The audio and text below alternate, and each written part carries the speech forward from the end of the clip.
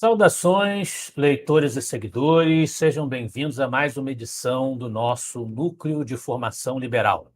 Para quem não conhece o projeto, trata-se de uma iniciativa que foi desenvolvida ainda em 2020, em uma parceria entre vários institutos com a intenção de divulgar o liberalismo no Brasil, que sentiram com a pandemia que seria oportuno trazer um conteúdo mais qualificado, uma reflexão mais densa sobre os autores liberais, tanto os autores nacionais quanto os autores internacionais, pela internet, acessível a qualquer um.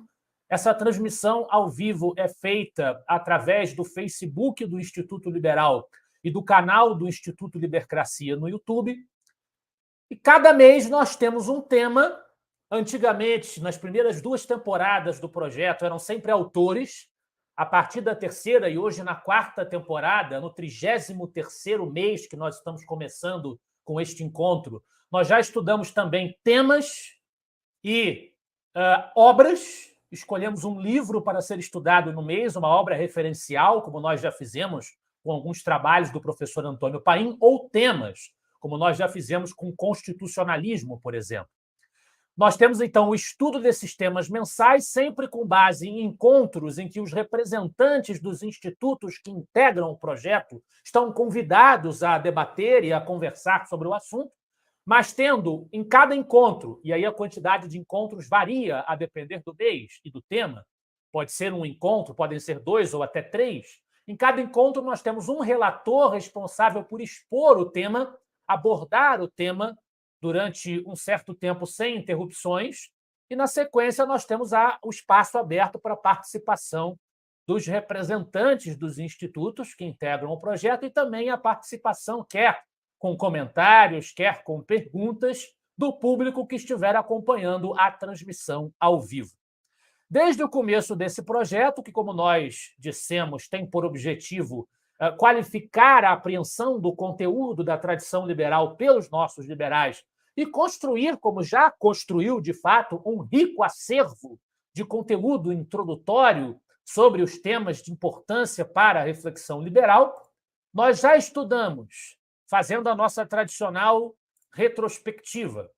Nós já estudamos a obra de Friedrich Hayek, a obra de Joaquim Nabuco, a obra de Edmund Burke, a obra de Roberto Campos, Ludwig von Mises, depois José Guilherme Melchior, Thomas Sowell, Ayn Rand, Antônio Paim, que nós acabamos de mencionar, Murray Rothbard, um representante do anarquismo de mercado, do anarcocapitalismo, o professor Ubiratã Borges de Macedo, José Ortega y Gasset, José Osvaldo de Meira Pena, John Stuart Mill, Tavares Bastos, Milton Friedman, Rui Barbosa, John Locke, Visconde de Uruguai, Adam Smith, Frei Caneca, Alexis de Tocqueville, Miguel Reale, Henry David Thoreau, que, aliás, nós lançamos uma obra, a Desobediência Civil, desse autor na nossa coleção Clássicos do Mundo Livre, uma coleção de 5 livros que o Instituto Liberal lançou em parceria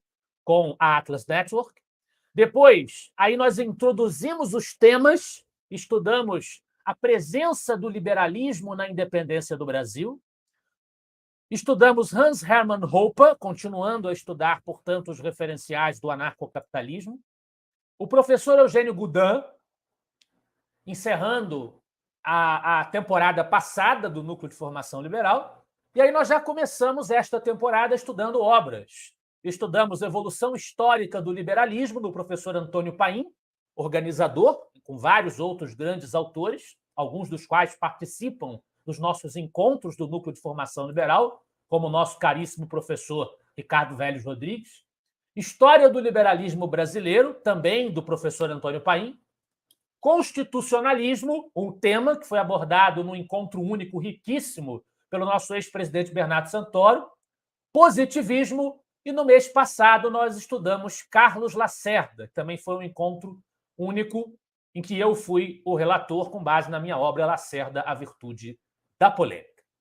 Neste mês de julho de 2023, o nosso 33º mês do Núcleo de Formação Liberal, nós temos a possibilidade aberta para que vocês conheçam melhor através de 2 encontros que estão programados para acontecer.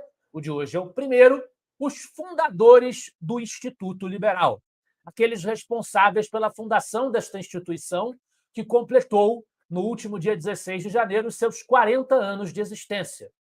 Eu serei responsável pela primeira relatoria, mas antes de começar a falar, eu queria apresentar para vocês aquele que nos fará companhia ao longo dessa apresentação, deste encontro, um representante do Instituto Liberal do Nordeste. O Josezito hoje não pôde estar conosco, nosso companheiro habitual, mas temos o Cédric Aires conosco. Cédric, seja bem-vindo, faça a sua saudação ao público que nos acompanha.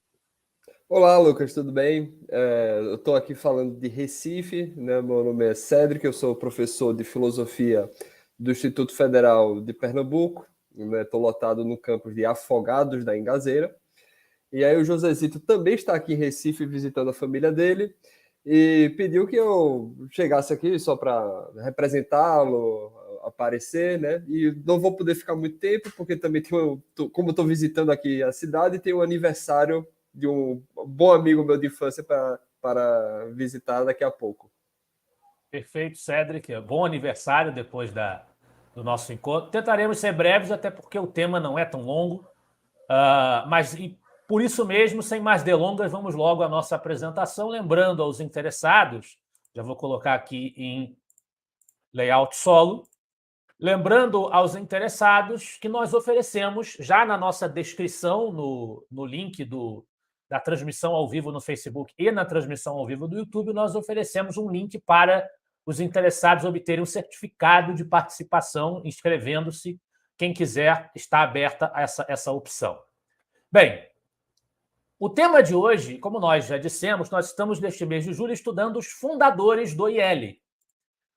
E o primeiro desses fundadores, nós vamos dar realce aos 2 protagonistas dos primeiros anos do Instituto, que foram o Donald Sturt Jr., primeiro presidente, tanto da diretoria executiva quanto do conselho de mantenedores, e o professor Og Francisco Leme, que foi o esteio acadêmico do Instituto durante muitos anos.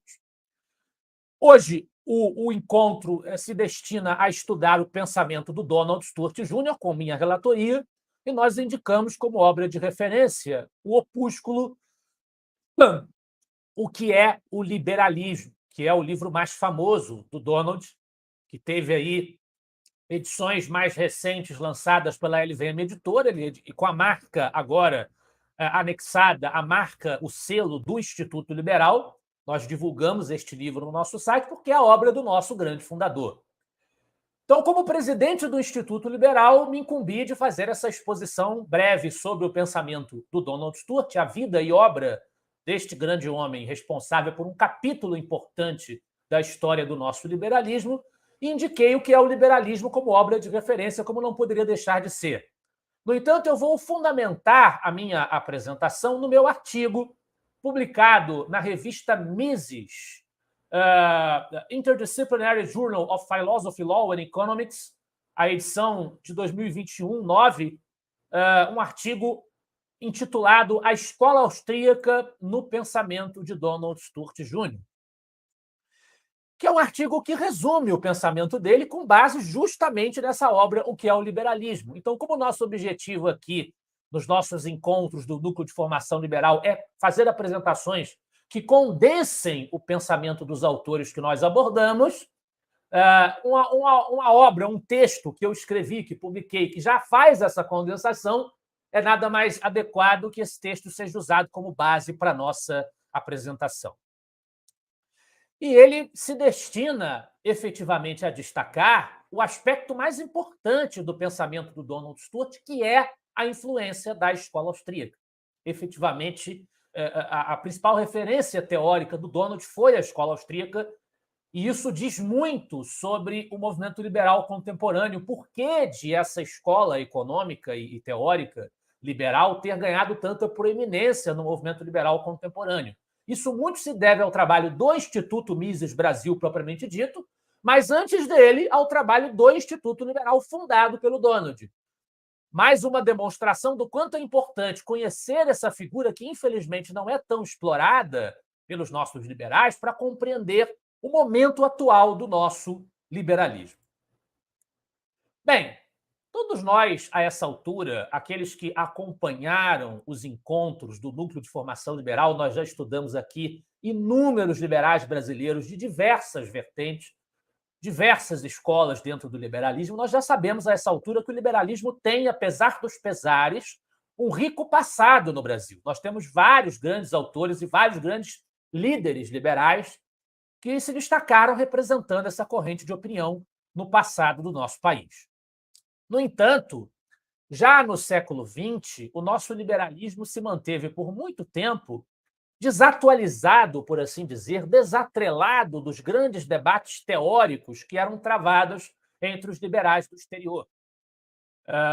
Pouquíssimos autores liberais brasileiros do século XX citavam, na metade do século, sobretudo, até os anos 70, citavam a escola austríaca, ou mesmo a escola de Chicago.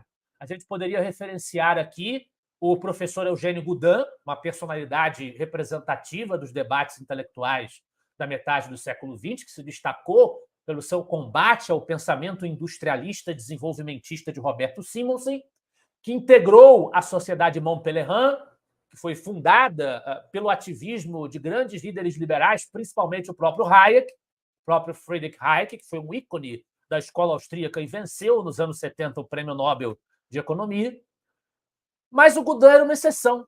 A grande maioria dos nossos liberais tinha inspiração, até tinha inspirações internacionais na experiência alemã, do reerguimento da Alemanha no pós-guerra, mas essas elaborações teóricas da escola austríaca e da escola de Chicago, que eram discutidas no centro da Sociedade Mont-Pelerin, essas elaborações teóricas não ganhavam corpo, não ganhavam consistência entre os liberais brasileiros. Houve, por muito tempo, um afastamento editorial, bibliográfico, por assim dizer, do que estava sendo desenvolvido no exterior. Um afastamento até certo ponto compreensível, porque nós vivíamos uma época, de forma geral, no mundo, não apenas no Brasil, de prevalência de um discurso mais intervencionista, de crescimento da social-democracia como modelo de referência, do welfare state. Então, esses autores estavam desenvolvendo seus debates no exterior, mas isso não reverberava como poderia reverberar. Até que não deixa de haver uma influência do Eugênio Goudin sobre alguns dos mais importantes economistas brasileiros, o próprio Roberto Campos, que vão aparecer nesse meio tempo, nesse intervalo da segunda metade do século XX. Mas essas teorias, escola austríaca e Chicago principalmente, mas também teoria da escolha pública e outras teorias liberais que ganham corpo nesse período no exterior, essas teorias não ganham grande espaço no debate público e intelectual no Brasil. Até que, nos anos 70, mais particularmente 74, quando o empresário Henri Maxud adquire a revista Visão, nós começamos a ter um diálogo mais intenso com essas teorias. Henri Maxud as publica na revista Visão, quando ele adquire essa publicação. Ele passa a divulgar até trechos da obra de Hayek nessa revista. Henri Maxud chega a conceber uma proposta de constituição baseada na filosofia hayekiana, mas é apenas um começo que se dá ali de retomada dos laços do liberalismo brasileiro com essa literatura estrangeira, o que vai realmente ter um impulso mais forte com o trabalho de Donald Stewart Jr. Então, a gente tem uma tradição liberal brasileira que nasce com o liberalismo político lá no século XVIII, XIX, diante do problema do constitucionalismo, que nós já debatemos com Bernardo Santoro aqui no nosso núcleo de formação liberal, e da tentativa de construir um sistema representativo.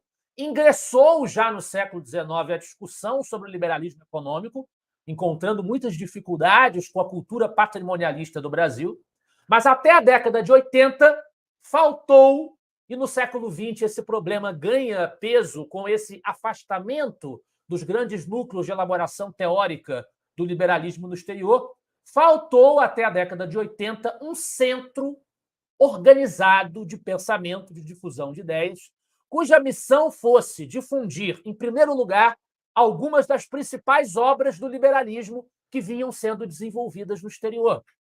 A bibliografia estrangeira, principalmente, sem prejuízo dos autores nacionais, que não ocupavam espaço de uma posição de preponderância entre os que se identificavam como liberais no Brasil. E esse papel coube justamente ao nosso Donald Stewart Jr., nascido em 1931, falecido em 1999, que em 1983 decidiu criar uma organização com esse objetivo, que é o nosso Instituto Liberal. Desde a sua origem, o Instituto Liberal funcionou como um núcleo capaz de reunir autores de várias escolas liberais. O próprio Roberto Campos, que nós acabamos de mencionar, que era também influenciado pelos austríacos e por Chicago, mas também José Guilherme Melchior, que defendia o que ele chamava de social-liberalismo e que era crítico dos austríacos. Havia ali uma abertura à pluralidade de ideias dentro do campo liberal que o Instituto Liberal defende até hoje, leal aos fundamentos estabelecidos pelo seu fundador. Para o professor Antônio Paim, que nós já estudamos aqui no nosso núcleo, cabe ao Instituto Liberal, isso ele escreve no livro História do Liberalismo Brasileiro, pelo menos em parte, a intensa mobilização que o empresariado brasileiro passou a desenvolver nos últimos anos em prol da abertura econômica, da privatização e da extinção dos monopólios estatais. O esforço de Donald Stewart Jr., ainda segundo o professor Antônio Paim, foi decisivo no ciclo de mobilizações para tentar efetivar a substituição do tradicional patrimonialismo brasileiro por meio do qual o Estado domina a economia.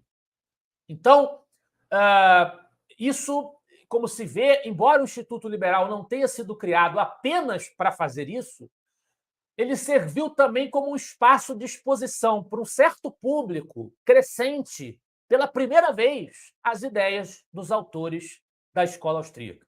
E o próprio Donald Stewart se converteu às ideias liberais, assim como Roberto Campos, ao travar contato com as ideias de Hayek. Sem esse trabalho, tudo o que acontece hoje no movimento liberal seria impossível. Então, é mais do que necessário prestar esse tributo nesse aniversário de 40 anos, lembrando a figura desse grande pioneiro. Mas Donald Stewart Jr., apesar da grande importância, ele foi objeto de apenas um esforço até hoje que nós tenhamos conhecimento de reconstrução biográfica a seu respeito. O documentário produzido pela sua filha, Anna Stewart, Donald Stewart Jr., que nós transmitimos para o público do Congresso, da primeira Conferência IL, realizada aqui no Rio de Janeiro em 2019, em que ela aborda a vida do pai com detalhes, mostrando vídeos inéditos da sua vida, da sua trajetória, e que fica claro que antes de ser, como Antônio Paim definiria Donald Stewart Jr., um dos líderes do grupo de empresários que assumiu a responsabilidade de divulgar junto ao empresariado brasileiro as ideias do liberalismo econômico, especialmente na versão que lhe deu Ludwig von Mises e Friedrich Hayek, autores que nós também já estudamos aqui no nosso núcleo de formação liberal, o Donald já tinha construído uma longa trajetória no ramo da engenharia civil e dos negócios. O grosso da sua vida foi como empresário, como um realizador no campo dos negócios. E aí, fazendo uma breve descrição da sua trajetória, ele iniciou a sua vida profissional na Exisa, a empresa Exisa, em 1950, na função de estagiário, e ascendeu até ser diretor-presidente e principal acionista da empresa. Um dos sócios da Exisa, no seu começo, era o próprio Hélio Beltrão, o pai, que chegou a ser ministro do Planejamento, da Previdência Social e da Desburocratização durante os governos militares, além de presidente da Petrobras, que é conhecido também pela sua defesa da redução da intromissão do Estado na vida dos cidadãos e da simplificação da máquina pública.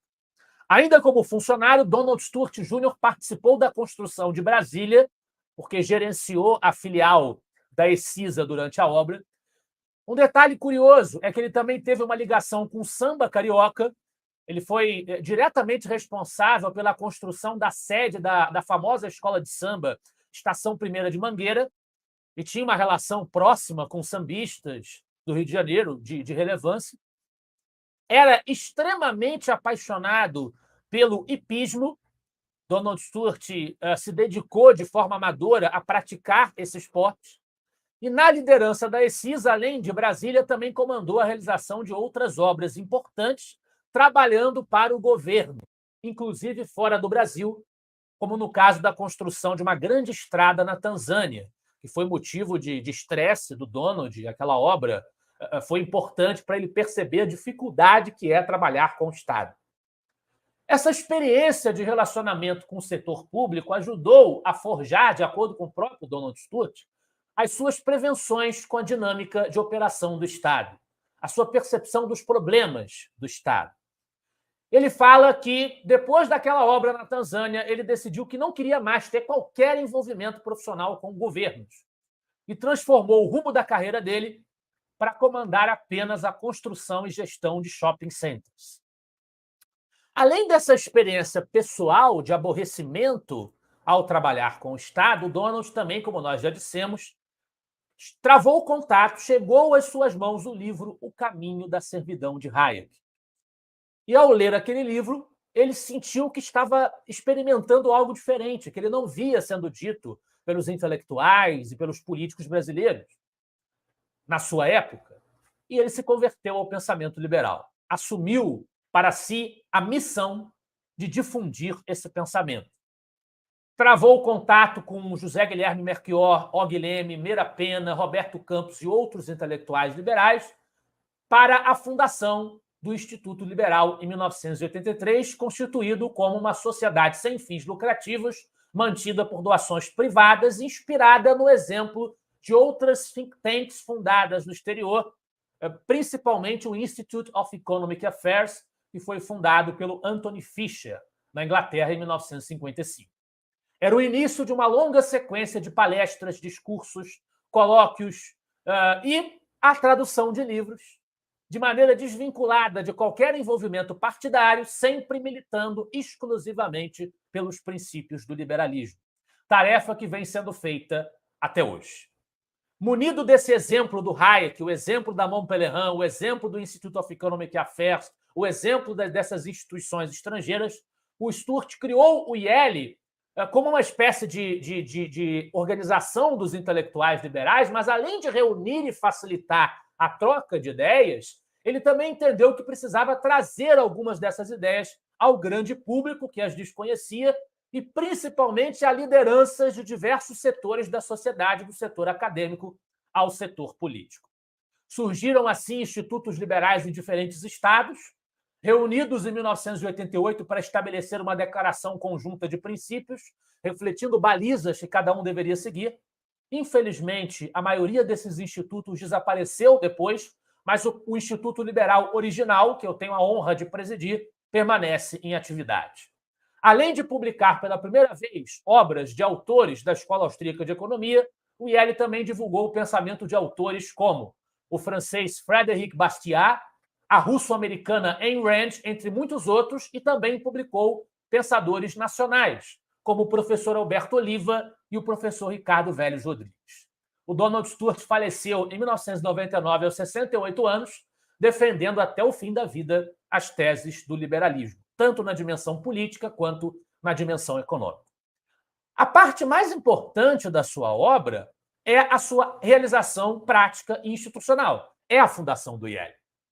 Porque ele não foi, principalmente na sua vida, um intelectual, ele foi um homem prático que, convertendo-se àquelas ideias, deu fôlego a essas ideias, ajudando, patrocinando a sua divulgação, sendo o patrono principal do IEL durante muitos anos, presidente da instituição e marcando época, portanto, nesse alastramento dessas teses liberais no Brasil, que vai desembocar no fenômeno que, na década de 2010, chamado por muitos de nova direita, levou à popularização que essas ideias têm hoje em diversos segmentos.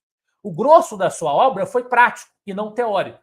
Mas isso não significa que o Donald Stewart não tenha tido, e é isso que a gente tem que chamar a atenção agora, para isso que a gente tem que chamar a atenção agora, que ele não tenha tido uma atuação intelectual por si mesmo. Ao se converter ao liberalismo e dedicar-se à divulgação dessas ideias, o Donald atuou como palestrante, difundindo o liberalismo também, aplicando as teses liberais aos problemas brasileiros.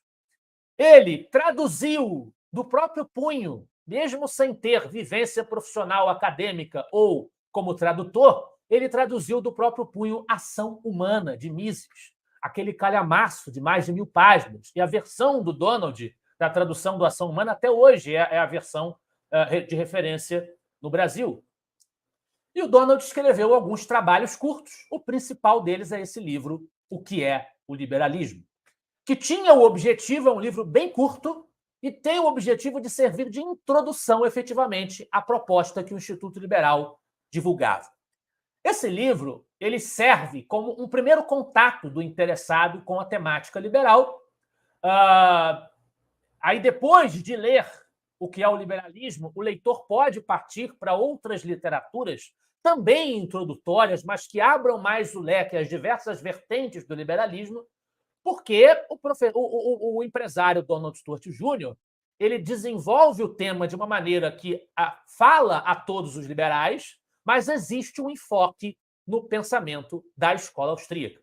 A gente vê que muitas das ideias que ele reproduz no seu livro vêm de Mises e Hayek. É claro que existem outras escolas e linhas de pensamento liberais, e vale a pena, e também foi parte e é parte da missão do IELO difundir essas outras vertentes. Por isso que eu digo que o leitor de O que é o Liberalismo terá na obra um excelente primeiro contato com a temática, mas para conhecer toda a complexidade da tradição liberal, ter um acesso mais plural às vertentes liberais, é recomendável que depois ele consulte outras obras. Mas vamos conhecer a abordagem que Donald faz do liberalismo na sua obra. O primeiro aspecto é a conceituação que ele faz do liberalismo, que tem também muita influência do pensamento austríaco, de Mises e Hayek, principalmente, desse ramo misesiano da escola austríaca. Na concepção do Donald, o liberalismo, ao mesmo tempo, é um sistema político que se estrutura como um corpo de ideias e um conjunto de fatos sobre os quais esse sistema se desenvolve e se estrutura, que são fatos fundados em leis econômicas que podem ser empiricamente constatadas na história, que a ciência econômica, desenvolvendo as suas argumentações, descortina a partir do final do século XVIII. Ele define o liberalismo como uma doutrina política que, utilizando ensinamentos da ciência econômica, procura enunciar os meios a serem adotados para que a humanidade, de uma maneira geral, possa elevar o seu padrão de vida. Então, embora ele seja, como eu disse, aberto, o Instituto é até hoje aberto às diversas vertentes do liberalismo, a filiação do Donald à escola austríaca é bem clara quando ele afirma que, apesar de ser possível, até o início do século XX, formar uma ideia sobre o ideário liberal, nas palavras dele, a partir do estudo das obras dos grandes mestres do liberalismo clássico e dos diversos autores que os seguiram. Então, o Donald, de maneira nenhuma, joga fora a tradição clássica, que se desenvolve até o século XIX e o começo do XX. O pensamento liberal, na visão dele, só foi enunciado de forma mais clara e organizada numa sistematização que, para ele, é mais bem desenvolvida pelo Mises, no final da década de 20. Enunciado que, para ele, seria o seguinte: o liberalismo não é uma doutrina completa e nem um dogma imutável. Pelo contrário, é a aplicação dos ensinamentos da ciência à vida social do homem. Assim como a economia, a sociologia e a filosofia não permaneceram imutáveis desde os dias de David Hume, Adam Smith, Davi Ricardo, Jeremy Bentham e William Humboldt, assim também a doutrina do liberalismo é diferente hoje do que foi a sua época, muito embora seus princípios fundamentais tenham permanecido inalteráveis. Durante muito tempo, ninguém tomou a si a tarefa de apresentar uma exposição concisa do significado essencial dessa doutrina. Isso pode justificar nosso presente esforço em fornecer justamente este trabalho. O objetivo dele foi esse. Então, o Donald admitia a existência de uma diversidade de escolas e interpretações liberais, exatamente porque a visão dele do liberalismo não era dogmática. Ele não achava que o liberalismo tinha dado a última palavra da humanidade. Ele está sujeito a absorver mudanças que venham a acontecer no processo histórico. Mas, ao mesmo tempo, a concepção do Donald sobre o liberalismo é evolucionista. Ele entende que há uma evolução do liberalismo ao longo do tempo e que, portanto, o que Mises faz tem uma qualidade maior, sob certo aspecto, na apresentação do sistema liberal do que o que fizeram os liberais anteriores. É o Mises que, na avaliação do Donald Stewart, explicita a doutrina liberal de forma mais completa e mais consistente. Ao mesmo tempo, ele também dizia que essa diversidade do liberalismo não pode servir de pretexto para julgar o liberalismo uma ideia caótica e desarticulada, permitindo, diz-nos o Stewart, que a inegável popularidade do conceito de liberdade e de seus derivados liberal, libertação, seja usada como um biombo para esconder ideias retrógradas e já superadas, como o mercantilismo e o Estado provedor. Em vez disso, a concepção dele também é de apelo científico. O Stewart não via o liberalismo como uma ideologia no meio de todas as outras, mas como um conjunto de princípios que ele achava que deviam estar presentes em todos os autores verdadeiramente liberais, que se inspiram em fenômenos empiricamente observáveis e até cientificamente constatáveis. Então, ele achava que o liberalismo não se baseava apenas em ideias abstratas, não era uma teoria criada em gabinete, que ele se baseava em fatos. Fatos cuja solidez se constata inequivocamente observando o processo histórico e o comportamento das leis econômicas. A concepção dele também reflete o pensamento de Hayek, quando ele, assim como Hayek, diferencia o liberalismo do conservadorismo. A gente já discutiu aqui até que ponto essa diferenciação faz sentido, até que ponto não existe também um conservadorismo liberal, e o Hayek estava usando uma acepção específica de conservadorismo para fazer essa distinção.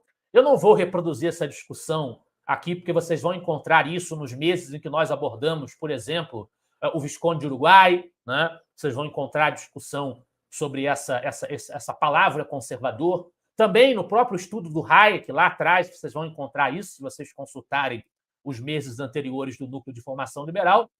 Mas eu destaco essa ênfase que o Donald Stewart dá, porque ela prova mais ainda a influência que o Hayek teve sobre ele, porque ele usou a mesma terminologia que o Hayek usava para fazer uma distinção entre liberalismo e conservadorismo. Então, o Donald não trabalha, ao contrário da maior parte da tradição liberal brasileira, com um conceito de patrimonialismo ao analisar o problema brasileiro. Ele não usa essa palavra na sua obra. Isso aparece na obra do Paim, que nós já estudamos aqui, aparece na obra do Melchior. O Donald Stewart Jr. não usa a expressão patrimonialismo nos seus trabalhos, mas ele fala em intervencionismo. Ele diz que o intervencionismo é a ideologia dominante no Brasil, que várias forças políticas brasileiras defendem. E que se materializa num Estado assistencialista, excessivamente, e muito ativo na dimensão econômica. Ao contrário, nas palavras dele, o liberalismo se insurge contra essa ideologia dominante, contra os que a sustentam. Liberalismo é liberdade política e liberdade econômica, é ausência de privilégios, é igualdade perante a lei, é responsabilidade individual, é cooperação entre estranhos, é competição empresarial, é mudança permanente, é a revolução pacífica que poderá transformar o Brasil no país rico e próspero que inegavelmente pode vir a ser. Havia no pensamento dele essa convicção de que o Brasil precisa ser profundamente transformado e que isso é possível e que o liberalismo é a resposta para fazer essa transformação. Ele tinha essa concepção um tanto missionária, não é? De que o liberalismo seria a providência que resolveria os problemas do Brasil. E, nesse sentido, ele afrontava interpretações mais céticas e desesperançadas de que a cultura política brasileira é impermeável ao liberalismo, que alguns outros autores defenderam e ainda defendem. Um dos maiores objetivos do liberalismo, como qualquer outra doutrina política, é encontrar uma forma de garantir as melhores condições de vida a todo mundo, a todos os membros da sociedade. O Donald Stewart acreditava que o liberalismo era o melhor caminho para combater a pobreza e a miséria. Ele situava a liberdade como pilar do liberalismo, definida como ausência de coerção de indivíduos sobre indivíduos, adotando, portanto, aquilo que Isaiah Berlin chamaria de liberdade negativa como a sua prioridade. A liberdade é, para ele, a adesão ao princípio de que a ninguém é permitido recorrer à força ou à fraude para obrigar ou induzir alguém a fazer o que não deseja. No campo econômico, decorre disso um sistema liberal, marcado pela economia de mercado, pelo direito à propriedade e pela livre iniciativa, sem privilégios ou monopólios. Essa liberdade econômica será aquela em que ninguém possa ser obrigado por coerção ou fraude a comprar, a vender ou a realizar qualquer contrato. Já a liberdade política é entendida por ele como, além da liberdade de expressão, de locomoção, de crença e de reunião, a consciência de que deve haver liberdade para escolher as pessoas que irão exercer as funções de governo, que, portanto, irão deter o comando do aparato de coerção e compulsão. O Donald Stewart nunca abraçou as concepções do anarcocapitalismo que condenam totalmente o sistema representativo, a eleição, a política. Ele nunca aceitou a ideia de que a política deve ser eliminada, né? Ele tem uma base muito mais próxima de Hayek nesse aspecto e de Mises do que dos anarcocapitalistas. Ele defendia a necessidade de uma ordem geral estruturada em normas abstratas de conduta, legitimamente geradas pelos cidadãos e eficazmente aplicadas pelas instituições administradoras da justiça. Instituições essas que precisam fazer parte, na visão de Stewart, de um Estado organizado que detenha o monopólio da coerção e de um governo encarregado de administrar o aparato estatal de compulsão e coerção.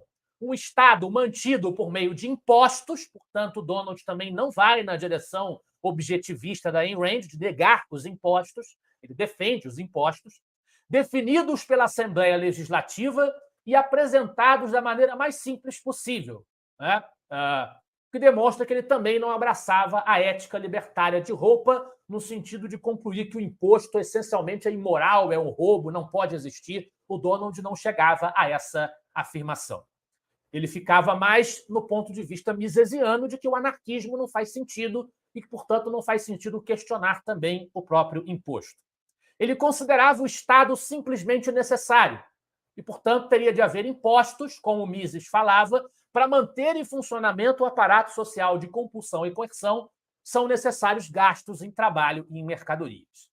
Ele era avesso ao intervencionismo de nações como os Estados Unidos em território alheio, sempre preferível à autodeterminação dos povos, mas os estados precisam se proteger contra agressões dos seus vizinhos quando essa for a única opção. Era essencialmente defensor da paz, que ele achava, assim como os antigos liberais manchesterianos, vinculada diretamente ao liberalismo, e julgava a guerra um obstáculo terrível à possibilidade de cooperação social e de divisão do trabalho. Dentro da tradição de Adam Smith, mas, ao mesmo tempo, repercutindo um conceito de cooperação social que o próprio Mises aborda, ele via nesse valor a cooperação, ao contrário da ideia de um suposto atomismo moral, um dos pilares do liberalismo. A cooperação social também seria algo muito importante para o liberalismo.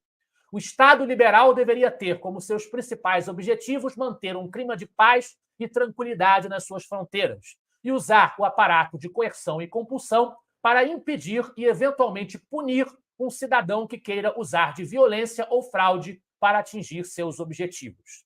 Com base nisso, os princípios fundamentais que Donald Stewart defendia para uma agenda liberal brasileira e internacional eram a liberdade, a propriedade, a ordem, a justiça, a economia de mercado e a democracia. O verdadeiro liberal deveria sustentar esses elementos norteadores. Ao lado da ordem, o Estado também desempenha a função de materializar a justiça, compreendida como a aplicação eficaz das normas gerais de conduta a casos concretos, de forma igual para todo mundo, respeitando os direitos e as prerrogativas das minorias. A ideia de propriedade, para o Donald Stewart, é definida como o direito de um indivíduo dispor livremente dos seus bens materiais, da sua capacidade de trabalho, do seu corpo e da sua mente.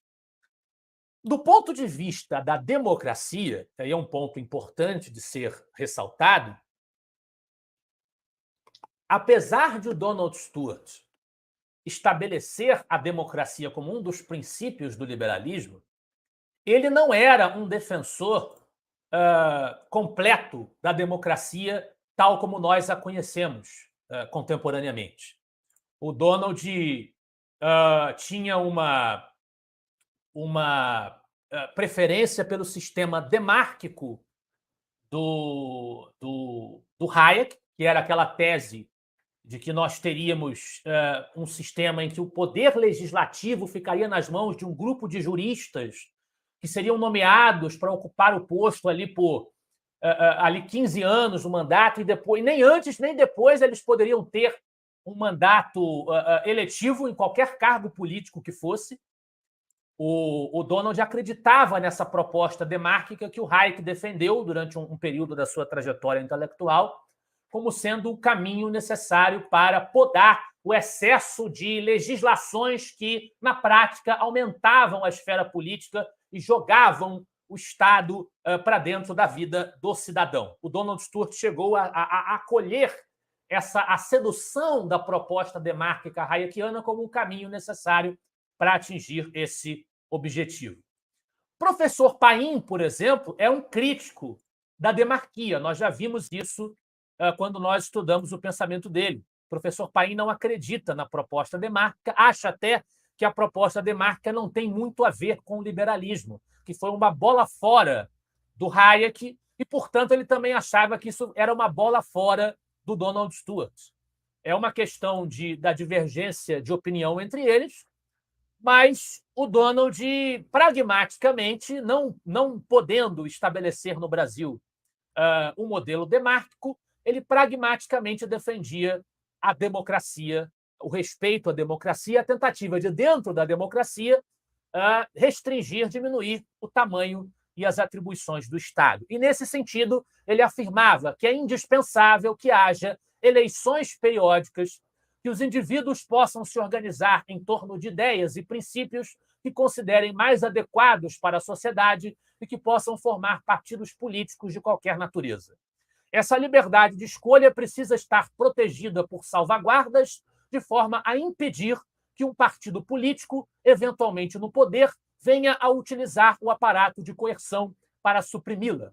Uma eventual maioria política não pode ter o direito de suprimir eleições ou de impedir a formação e a atuação de partidos políticos. Então, há um compromisso do Donald e do Instituto Liberal, desde o começo, com a democracia representativa, contra a ideia de que seria possível conciliar, seria adequado conciliar uma agenda econômica liberal com um autoritarismo político. O Brasil, na época em que o Donald atuou e fundou o IEL, passava pela transição de um regime autoritário, o regime militar, para um regime que se propunha democrático com a nova república. Mas muitos liberais, entre eles o Roberto Campos, como nós também já estudamos aqui, entendiam que essa transição política, essa abertura política, precisava se fazer acompanhar também de uma abertura econômica, e isso não estava acontecendo, lamentavelmente. E o Instituto Liberal foi fundado também para se somar a esse esforço, desse debate teórico propositivo, para tentar influenciar o caminho da abertura política para também envolver uma abertura econômica. Nesse sentido, na gestão do Donald ainda, e principalmente na gestão do Odemiro Fonseca, que assumiu a presidência da diretoria executiva depois dele, o Instituto Liberal também se preocupou em publicar policy papers, proposições de políticas públicas e análises de projetos de lei à luz de um pensamento liberal, um trabalho que hoje é continuado principalmente por institutos como o Instituto Millennium, o Livres e outros que publicam policy papers com essa intenção. O Donald também colocava como elemento central do seu pensamento a ação humana. E, nesse aspecto, ele bebe diretamente de Mises, da sua obra Ação Humana, e do seu conceito de praxeologia, que definia que, por detrás da análise econômica, subjacente à economia como ciência, deveria existir uma outra ciência chamada praxeologia, que estudaria a ação humana. O Donald bebe muito dessa concepção. Ele trabalha, assim como o pensamento misesiano, a ideia de que toda ação humana, qualquer que seja, visa a passar de um estado de menor satisfação para um estado de maior satisfação, ou substituir um estado de maior desconforto por um estado de menor desconforto. Ao mesmo tempo, reafirmando o princípio do subjetivismo metodológico, a ideia de que nós temos que analisar a partir do indivíduo, o individualismo metodológico, ele ressalta com Mises que a economia não está interessada em avaliar, julgar os objetivos que os indivíduos almejam. Se o que um indivíduo quer é bom ou mal, é certo ou errado, a economia não analisa isso. Ele diz: o problema econômico decorre basicamente do fato de os meios serem escassos e os fins alternativos ilimitados.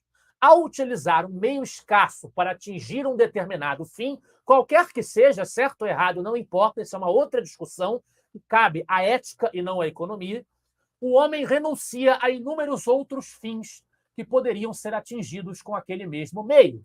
Nós temos poucos recursos, nós não podemos usar esses recursos para tudo, então nós vamos ter que escolher o que fazer com esses recursos. Os recursos são escassos. A lei da escassez é a base da economia. Donald Stewart diz que a escolha dos objetivos, do que vai ser feito com os recursos, é sempre individual, nunca coletiva. Os homens podem ter objetivos em comum e usar os mesmos meios para atingi-los, mas isso não configura uma decisão coletiva ou do coletivo. É sempre um conjunto de ações individuais que se unem com um propósito comum, mas tudo sempre pode ser reduzido às ações de cada indivíduo que faz parte do conjunto. Mas isso não significa que o Mises negue o conceito de sociedade. Não, ele não chega a esse ponto. Para ele, a sociedade apenas é definida, assim como para o Mises, né, como uma ação concertada, cooperação, a cooperação social, a cooperação entre indivíduos, que para que exista depende de cada indivíduo que integra esse processo cooperativo. O Mises também definia, e o Stewart segue o pensamento dele, como consequência, a sociedade como consequência do comportamento propositado e consciente. O Donald diz a mesma coisa. Ele vai dizer que sociedade é ação em concerto, é cooperação, é fruto do comportamento propositado do homem. Então, tanto Mises quanto Donald Stewart não toleram a ideia de uma separação muito radical entre a sociedade e os indivíduos, como se a sociedade e o coletivo tivessem uma vida própria, fosse uma entidade própria a que os indivíduos tivessem que se curvar, tivessem que se submeter. O tempo inteiro, para eles, tanto a comunidade política como um todo, quanto os corpos intermédios da sociedade, ou seja, as diversas esferas em que os seres humanos se associam, a família, as religiões, as empresas, os clubes, tudo isso só existe em dependência incessante da ação humana individual de cada integrante dessas associações. Então, o indivíduo é a unidade mais importante. Daí a ideia de um individualismo metodológico na abordagem. Nesse sentido, um dos maiores acontecimentos de todos os tempos teria sido, para o Donald Stewart, o advento da cooperação social entre estranhos, de importância inexcedível para a humanidade. O que foi possível muito mais em função dos interesses de cada indivíduo do que por razões altruístas. Cooperando, os indivíduos perceberam que precisavam estabelecer regras para conviver, as leis, e os estados surgiram depois como mecanismos para garantir que essas regras fossem respeitadas. Mas o Donald acredita, assim como Hayek e Mises, que uma lei de verdade, uma lei digna do nome lei, deveria ser de justa conduta aplicável a todos os casos futuros. Uma significativa parcela daquilo que os parlamentos hoje produzem com o nome de leis, na verdade, são apenas legislações, regulamentos, portarias e atos autoritários impostos sobre a sociedade.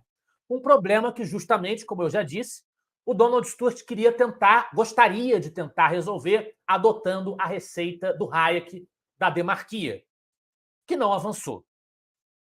Um detalhe interessante do pensamento do Donald é a afinidade dele com o direito inglês, o direito consuetudinário inglês, segundo o qual cabia, nas palavras do próprio Donald, aos juízes a função de descobrir as leis, isto é, de tornar explícitas, através da jurisprudência, as normas de conduta que, por serem habitualmente adotadas, deviam ser consideradas como o comportamento que se espera de uma pessoa.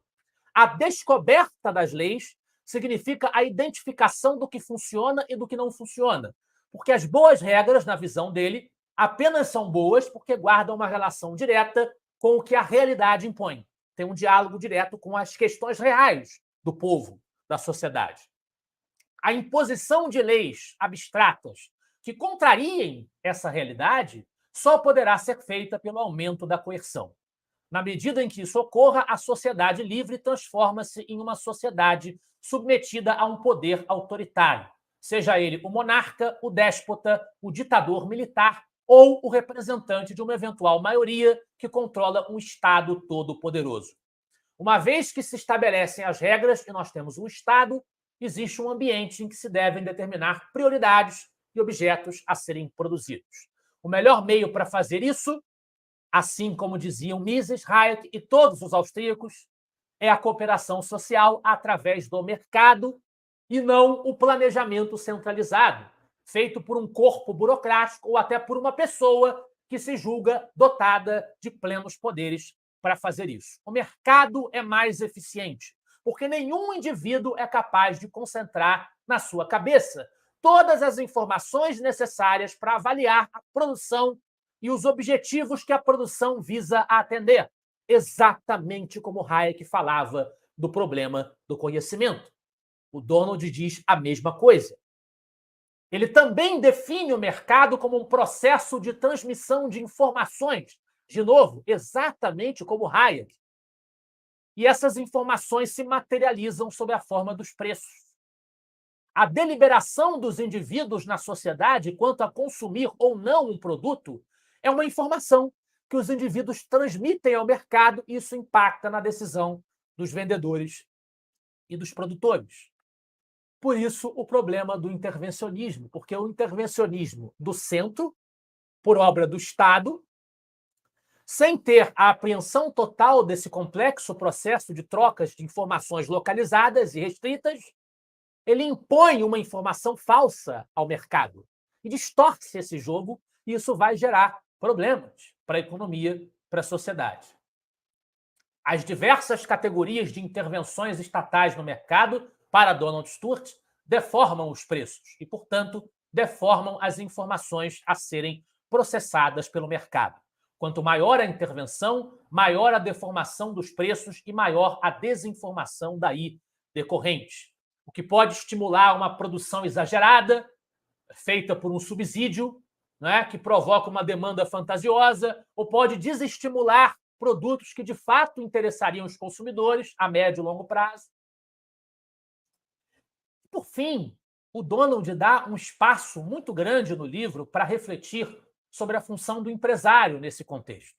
Para ele, o empresário é um personagem essencial, não porque exerce o papel de procurar o caminho mais rápido e eficiente para fazer a produção, mas porque ele tem o dever de inovar e descobrir o que os outros indivíduos não percebem.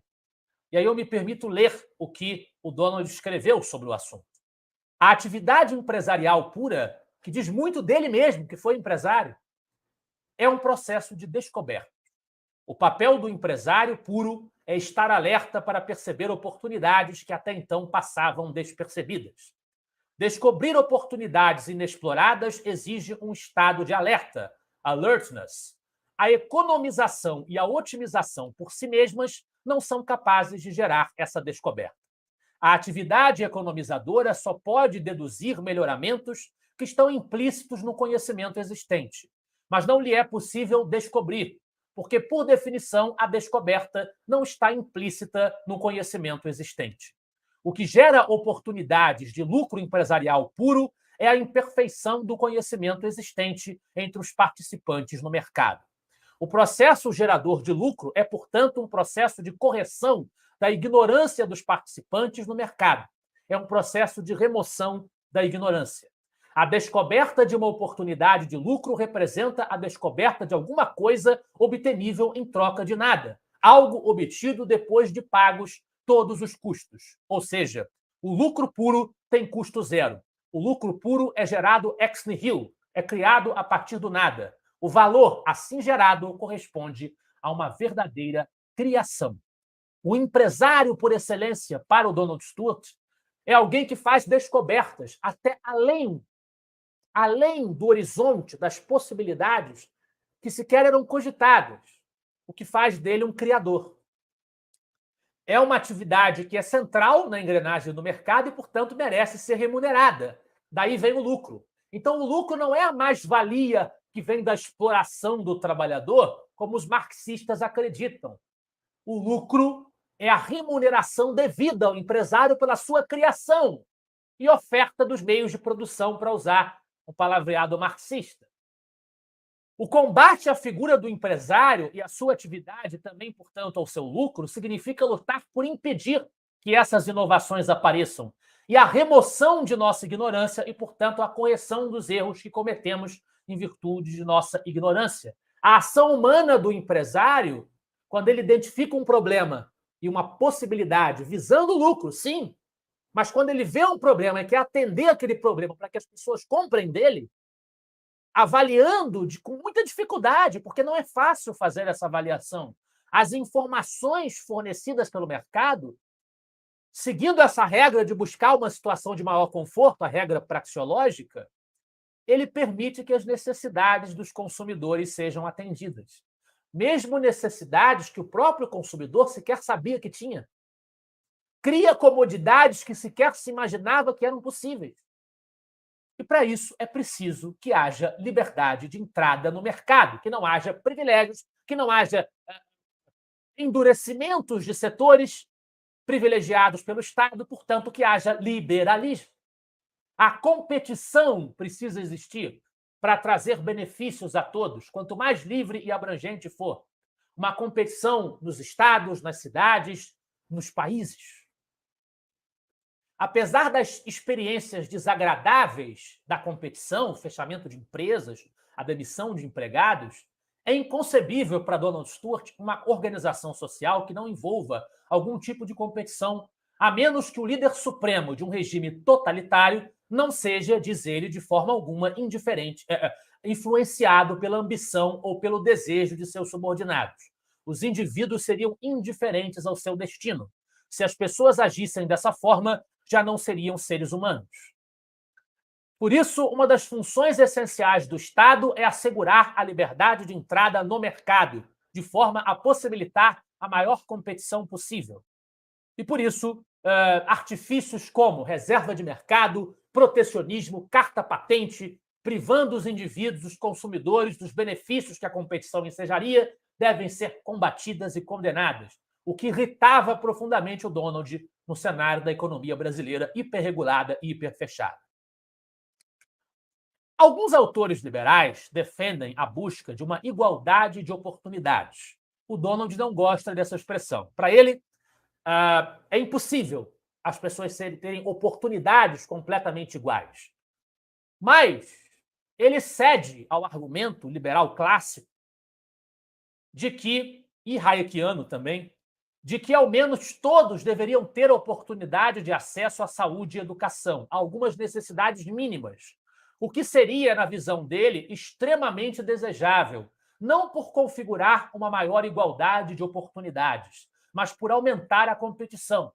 Porque todo o mercado se beneficia da melhoria da qualidade de vida e da mão de obra, e também toda a sociedade desse acesso dos indivíduos a mínimas condições necessárias para que eles tenham dignidade como seres humanos, também se beneficia a sociedade, porque isso aumenta o respeito às regras. Quando você tem enormes bolsões de miséria, o Estado de Direito não se impõe com a mesma eficiência. Por isso, para todos, é do interesse de todos que o mínimo de necessidade seja atendido. A multiplicação de pessoas sem acesso a esse mínimo é considerado um risco para toda a ordem social, mesmo que seja uma ordem social pautada pelo liberalismo. Então, o Donald entende que esse mínimo precisa, sim, ser atacado. Qual seria esse mínimo e como concedê-lo? A gente sabe que os liberais têm opiniões variadas sobre isso. O Donald vai dizer o seguinte: para simplificar a discussão, e colocá-la nos seus devidos termos, sugiro que seja concedido aos mais carentes tudo o que desejam os mais veementes defensores da distribuição de renda via intervenção do Estado, desde que sejam observados dois princípios básicos. Primeiro, que existam os recursos. Senão, a distribuição é uma farsa, mera demagogia, e não pode ser levada a sério. Segundo, que os recursos sejam entregues diretamente aos indivíduos, que deveriam ser livres para escolher, por exemplo, a escola em que vão colocar seus filhos, ou o seguro de saúde que os atenderá em caso de necessidade. É óbvio que o mínimo a ser assegurado a cada um não poderá ser o mesmo na Suécia ou no Gabão, tendo em vista a diferença de capital acumulado num caso e no outro. No caso brasileiro, o nível de riqueza já atingido pelo país é seguramente mais do que suficiente para assegurar a todos um razoável mínimo de educação e de saúde. Os recursos para isso existem e a comunidade os paga sob a forma de impostos. O problema se resolveria facilmente, a sugestão é de Milton Friedman, aí a gente tem uma influência da escola de Chicago sobre o Donald Stewart. A maior parte do pensamento dele é austríaca, mas tem elementos chicaguistas. Se fosse dado a cada aluno em idade escolar, cujos pais não pudessem arcar com a sua educação, um cupom, ou seja, um ticket, como esses usados para restaurantes, que desse direito a um período escolar. Caberia ao aluno, por meio de seus responsáveis, escolher a escola que deseja frequentar e ter, portanto, acesso à mesma educação que é ministrada aos filhos dos que têm melhor situação econômica. Isso obrigaria as escolas e os professores, os produtores, a competirem, procurando oferecer a melhor qualidade de ensino possível aos alunos, aos consumidores. O mesmo a gente poderia falar sobre a saúde. Então, a defesa do Donald de que o liberalismo não jogue fora a necessidade de trabalhar com um certo assistencialismo mínimo, né? Ela ecoa a preocupação dele com a ideia de ordem, porque a ordem social dependeria disso, e ecoa essa influência austríaca do voucher, a ideia do voucher de você conceder o recurso diretamente aos indivíduos, em vez de entregar o gerenciamento do serviço nas mãos do Estado. Ele acreditava que qualquer ordem é melhor do que o caos, mas algumas regras produzem melhores resultados do que outras. E a regra chicaguista do voucher é melhor do que o gerenciamento direto do serviço pelo Estado, que o Donald não acreditava no Estado como empresário e como gestor. O predomínio da ideologia do intervencionismo para o Donald é um grave problema para a configuração institucional da sociedade brasileira. Se as instituições fizerem com que os mais bem-sucedidos sejam os que obtêm os favores do rei, nas palavras dele, do Estado, ou os que praticam a pirataria, os indivíduos e as organizações dedicarão o seu melhor esforço para obter privilégios ou para serem melhores piratas. Não é? Então, a proteção a esses favorecidos pelo Estado também tem, por consequência, o prejuízo dos consumidores, que são privados dos benefícios de uma competição de verdade. E aí, por fim, o Donald traz o pensamento de David Hume. Ele resgata um clássico do século XVIII, ícone do iluminismo escocês, extraindo que há 3 fatores da visão humeana para que uma nação se desenvolva: o direito de propriedade, a transferência por consentimento e o cumprimento dos compromissos assumidos. Ele ressaltou ainda o seguinte argumento do Hume: a principal virtude de uma sociedade politicamente organizada consiste no estabelecimento de leis que imponham restrições ao comportamento de seus membros, as quais eles não estariam dispostos a aceitar voluntariamente. Na concepção do Donald Stewart, portanto, não houve nenhum acréscimo à visão de Hume, essencial, continuando a ser esse o objetivo: uma sociedade que combine a eleição democrática com a economia de mercado e o respeito ao direito de propriedade. A ação humana individual é o motor de todas as realizações e, consequentemente, da economia. Mas ela funcionará melhor e levará ao sucesso se o arranjo institucional e a ordem estabelecida oferecerem aos indivíduos os estímulos corretos. e esses estímulos só serão encontrados dentro de uma ordem liberal. Esse é o pensamento de Donald Stuart Jr., exposto na sua obra O que é o Liberalismo, e que ele dedicou a vida a defender. Fica aqui como sucessor na presidência do Instituto Liberal e tendo honra de também integrar a história dessa instituição de alguma maneira, e admirador do pioneirismo e da luta desse homem, o nosso tributo e a nossa homenagem nesses 40 anos de existência dessa marca tão tradicional do liberalismo brasileiro, o nosso tributo ao seu grande fundador. Bem, o nosso companheiro de live, o Cédric, infelizmente teve que sair, mas ele nos deixou um recado. Ele nos diz que fica feliz de saber que estou à frente do IEL. Muito obrigado pela gentileza das suas palavras. Diz que admira Donald Stuart, especialmente pela tradução clara que ele fez do Ação Humana, que foi um livro que teve uma grande influência intelectual na sua vida, e a sua esposa, a esposa do Cédric, foi agraciada pelo prêmio Donald Stuart Jr., na 10ª edição, em 2013. Na época, ainda na gestão do Odemiro, e agora confesso, estou na dúvida se foi na gestão do Odemiro ou na gestão do Arthur Chagas Diniz. Estou na dúvida. Foram presidentes do Instituto Liberal antes de mim e depois do Donald. Mas, em um desses momentos, foi fundado um prêmio. Foi na gestão pelas minhas contas, 2013 foi a 10ª edição, então foi na gestão do Chagas Diniz, foi fundado um prêmio, o Prêmio Donald Stuart, em homenagem ao fundador, que já havia falecido, que era entregue a articulistas que escrevessem textos de referência para as preocupações liberais, para as temáticas liberais, e o Instituto Liberal premiava com uma visita, um período lá fora, no estrangeiro, numa universidade de inclinações liberais, um desses eventos de verão que as instituições liberais costumam promover no exterior. Então, fica aqui esse registro. Obrigado, Cédric, pela mensagem, pela generosidade.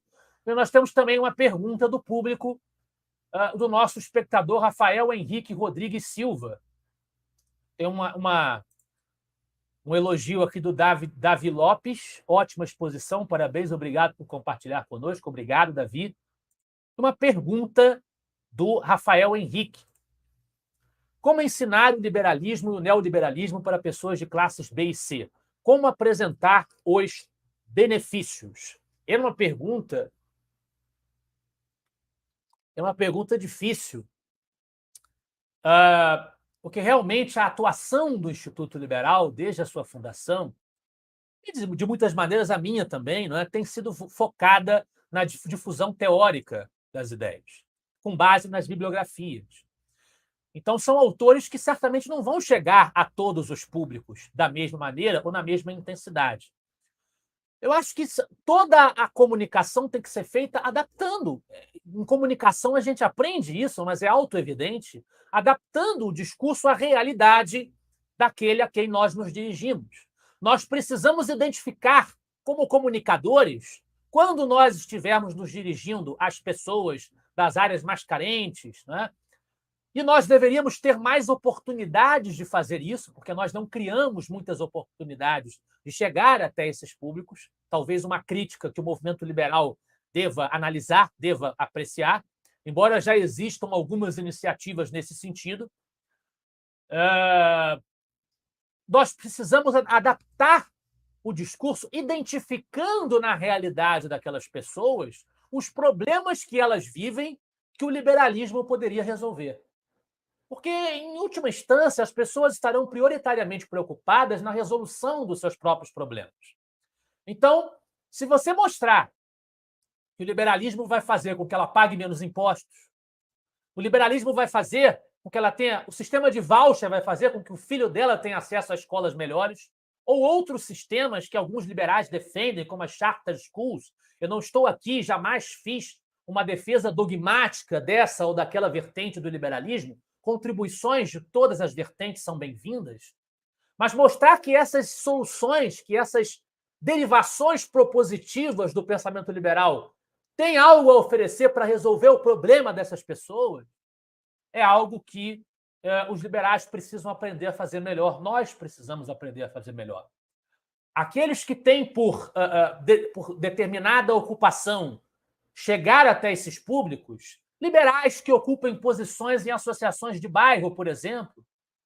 Eu estou aqui escrevendo livros, fazendo palestras, mas vai ter aquele que vai ser um liberal que vai ocupar uma posição numa associação de bairro, de repente numa associação de bairro de uma região mais carente.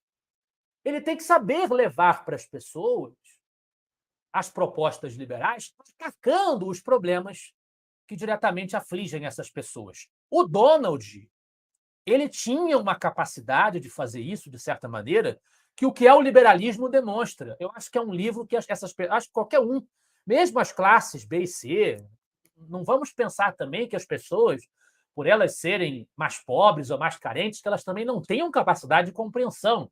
Elas têm, muitas vezes, elas têm até percebem, intuem coisas que pessoas mais intelectualizadas não alcançam ou não querem alcançar. Então, o que é o liberalismo é um livro bem didático, bem claro, que no final, ao final do livro, o Donald oferece uma lista de problemas brasileiros que o liberalismo resolve e como ele resolve.